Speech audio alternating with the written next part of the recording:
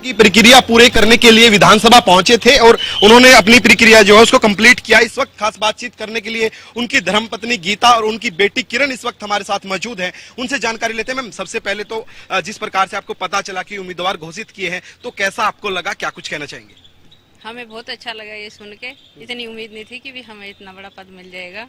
ये सब राहुल गांधी की मेहरबानी है और दलित लोग, सभी दलित पिछड़ों के काम करते रहे। 40 साल से ये लगे हुए हैं। इतने घर घर जाके सबको, आदिवासियों को, गरीबों का, सबका उत्थान के लिए लगे रहते हैं। हर किसी की आवाज उठाते हैं और 36 बिरादरी के साथ रहते हैं। और आपकी भावनाएं समझ सकते हैं, जिस प्रकार से आप भावुक हो गए हैं। तो जब नामांकन की प्रक्रिया कंप्लीट की, उस वक्त कैसा लगा आपको? अच्छा लगा, अच्छा लगा। वो खुशी हुई है बहुत ज्यादा हमें। ठीक है। देखिए, उनकी धर्मपत्नी गीता है जो भावुक हो गई है, उनसे बोला नहीं जा रहा है। उनकी बेटी भी हमारे साथ है। किरण, आप क्या कुछ कहेंगे जिस प्रकार से आपको पता चला कि राज्यसभा के लिए उम्मीदवार जो है घोषित कर दिए गए हैं?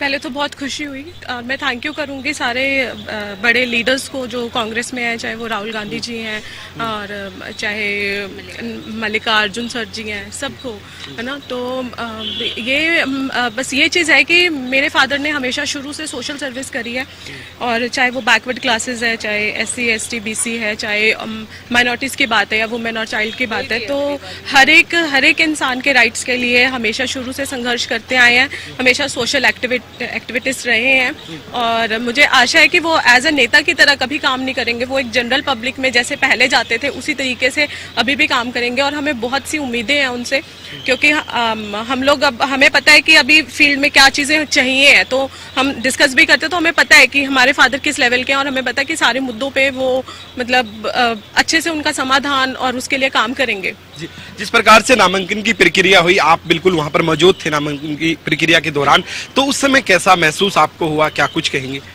डेफिनेटली बहुत अच्छा लगा, बहुत प्राउड मोमेंट था। हमारे घर में से पहली बार ऐसा हो रहा है और इसीलिए मैं बोल रही हूँ थैंक्स टू राहुल गांधी जी, जो मतलब एक एक बेसिक सी फैमिली के अंदर से या फिर ऐसे उसके अंदर से एक निकाल के और एक इंसान को राज्यसभा में बिठाना, देखना कि हाँ उन्होंने पीछे कितना काम करा है। It's a big achievement and definitely हम चाह रहे हैं कि लोगों का भला हो, मतलब एक नॉर्मल नेता की तरह नहीं, एक उसकी तरह काम करें, जैसे हम समाज सेवी की तरह काम करें। जिस प्रकार से आपने जिक्र किया कि समाज सेवी की तरीके से काम करें, आप भी युवा है, तो आपको क्या लगता है जिस प्रकार से आज नामांकन हो गया है, आने वाले समय में अगर वो कह सकते हैं कि जीत जाते हैं और अपना स्थान प्राप्त कर लेते हैं, तो कौन से ऐसे मुद्दे हैं जिस प्रकार से खासतौर पर आप भी युवा हैं, तो युवाओं के उनको जो है हरियाणा के जो उठाने का काम करना चाहिए?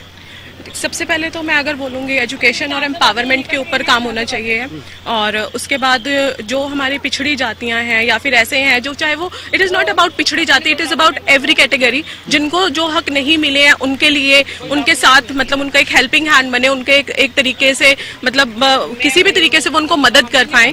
ठीक है, डेफिनेटली मैं चाह रही हूँ कि भाई जितने भी हमारे युवाओं के जो मुद्दे हैं, चाहे वो अनएम्प्लॉयमेंट को लेके है, चाहे वो किसी भी चीज़ को लेके है, वो उसके लिए मतलब मेरे को है कि वो सुधार और उसमें डेफिनेटली इम्प्रूवमेंट लेके आएंगे। जी, क्या लगता है कांग्रेस एकजुट होकर समर्थन करेगी, एकजुट रहेगी कांग्रेस? बिल्कुल, हमें उम्मीदें हैं और हमें बहुत उम्मीदें हैं। That's all. क्या लगता है मैम, कांग्रेस एकजुट रहेगी? बिल्कुल रहेगी। आम आदमी को बीच में लाएंगे राहुल गांधी जी और सारे पूरी कांग्रेस की टीम, तो उसमें लगता है भी सारे एकजुट हो जाएंगे तो कांग्रेस का अच्छा। आप भावुक हो गए थे, इसके पीछे क्या कारण माना जाए? भावुक तो देखो खुशी होती है तो खुशी में भावुक। अच्छा, ये खुशी के आंसू इसको जी, हाँ जी।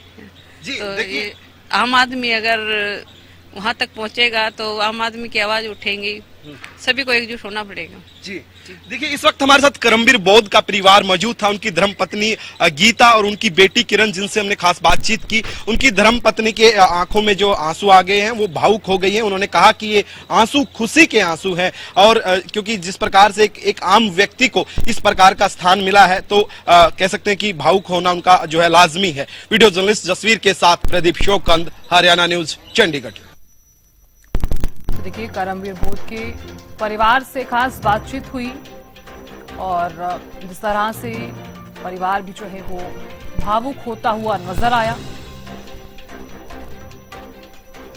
तो आपको बता दें कि राज्यसभा चुनाव को लेकर चूंकि आज नामांकन जो है करमवीर बोध ने भरा है और इस दौरान आपको बता दें कि तमाम जो कांग्रेस के नेता हैं वो मौजूद रहे।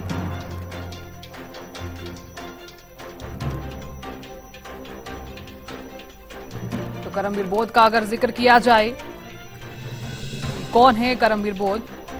एडीओ के पद से वो रिटायर हुए और हरियाणा के अंबाला जिले के रहने वाले हैं।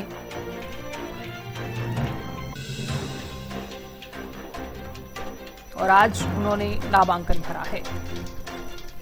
हालांकि इससे पहले कांग्रेस द्वारा जो बैठक बुलाई गई उसमें भी राज्यसभा चुनाव को लेकर मंथन किया गया। तो फिलहाल कांग्रेस राज्यसभा चुनाव को लेकर एक्टिव नजर आ रही है। कांग्रेस के राज्यसभा प्रत्याशी करमवीर बोध ने आज नामांकन भरा है और उनके साथ कांग्रेस के जो नेता हैं वो भी मौजूद रहे। तो राज्यसभा चुनाव को लेकर ये बड़ी खबर आपको लगातार बता रहे हैं। विधानसभा सचिवालय पहुंचकर उन्होंने आज नामांकन दाखिल किया है। नेता प्रतिपक्ष भूपेंद्र सिंह हुड्डा, प्रदेश अध्यक्ष राव नरेंद्र सिंह इस दौरान मौजूद रहे। तो कांग्रेस के तमाम नेता भी मौजूद रहे। तो कौन है करमवीर बोध? पहम विधानसभा के भैणी चंद्रपाल गांव के मूल निवासी हैं। किसी भी गुट या खेमे से जुड़े हुए नेता नहीं माने जाते। संगठन के अंदर एक संतुलित और सर्व स्वीकार्य चेहरा है। संविधान बचाओ अभियान में सक्रिय रूप से शामिल रहे। जमीनी स्तर पर पार्टी के कार्यक्रमों में भागीदारी निभाते रहे हैं। एससी समुदाय से आते हैं करमवीर बोध। करीब 5 साल पहले हरियाणा सिविल सचिवालय से सुपरिटेंडेंट के पद से सेवानिवृत्त, पत्नी लेबर डिपार्टमेंट में असिस्टेंट है। महम विधानसभा के भैणी चंद्रपाल गांव के मूल निवासी हैं। किसी भी गुट या फिर खेमे से जुड़े हुए नेता नहीं माने जाते करमवीर बोध। बताएं कि संगठन के भीतर एक संतुलित और सर्व स्वीकार्य चेहरा है। संविधान बचाओ अभियान में सक्रिय रूप से शामिल रहे।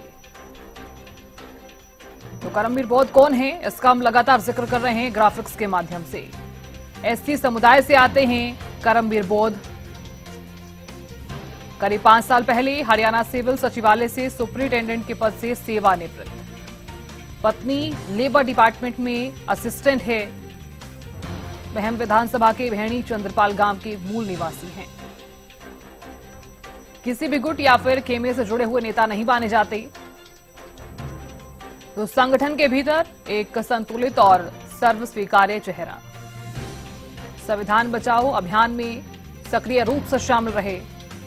जमीनी स्तर पर पार्टी के कार्यक्रमों में भागीदारी निभाते रहे हैं। एससी समुदाय से आते हैं करमवीर बोध।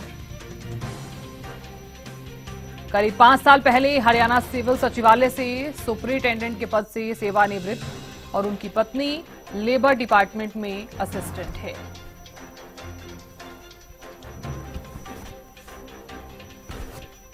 तो किसी भी गुट या खेमे से जुड़े हुए नेता नहीं माने जाते करमवीर बोध। संगठन के अंदर एक संतुलित और सर्व स्वीकार्य चेहरा। संविधान बचाओ अभियान में सक्रिय रूप से शामिल रहे। जमीनी स्तर पर पार्टी के कार्यक्रमों में भागीदारी निभाते रहे हैं। एससी समुदाय से आते हैं करमवीर बोध। करीब 5 साल पहले हरियाणा सिविल सचिवालय से सुपरिटेंडेंट के पद से सेवानिवृत्त, पत्नी लेबर डिपार्टमेंट में असिस्टेंट है। अहम विधानसभा के भैणी चंद्रपाल गांव के मूल निवासी हैं। किसी भी गुट या खेमे से जुड़े हुए नेता नहीं माने जाते। संगठन के भीतर एक संतुलित और सर्व स्वीकार्य चेहरा। संविधान बचाओ अभियान में सक्रिय रूप से शामिल रहे। जमीनी स्तर पर पार्टी के कार्यक्रमों में भागीदारी निभाते रहे हैं। एससी समुदाय से आते हैं करमवीर बोध।